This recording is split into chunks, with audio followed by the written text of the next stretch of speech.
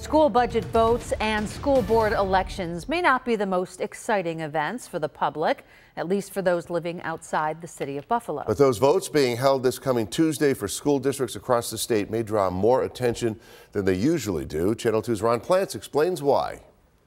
With over 700 school districts around the state scheduled to hold budget votes and school board elections for vacancies, a local parents group with this message. Our goal with regards to Board of Education elections is to get more people to run, teach them how to run, teach them what's involved, and then get more people to vote. And that's going to increase the stability of our public education system. It's going to increase the trust. But last year, disagreements and lack of trust spurred many parents, taxpayers, and the general public to pack or seemingly disrupt school board meetings here and around the country, and sometimes protest or worse, including threats with COVID topics like masking, vaccines, and other policies and elements like critical race theory, even influencing the governor's race in Virginia. I think that in Virginia, polling showed that education was actually the #1 issue.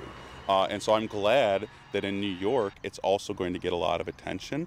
You know, I personally feel that our organization does want to maintain a balance. Rich acknowledges people accuse his group, which supports candidates in several districts, of being political and their involvement in a masking lawsuit. He says they reached out to all parties. He notes teachers' unions can have a lot of political influence. I think that the teachers' unions do get their people out to vote. They do have their candidates to endorse. But when you look at it, the voter turnout is in the 2 and 3 and sometimes 4%. In some instances, we know that some political parties have involved themselves in school board races.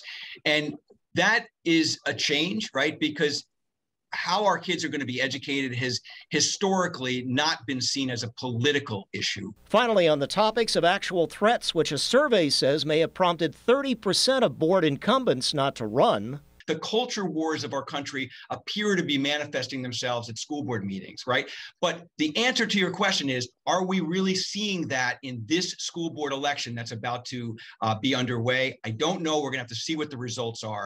Ron Plants, Channel 2 News.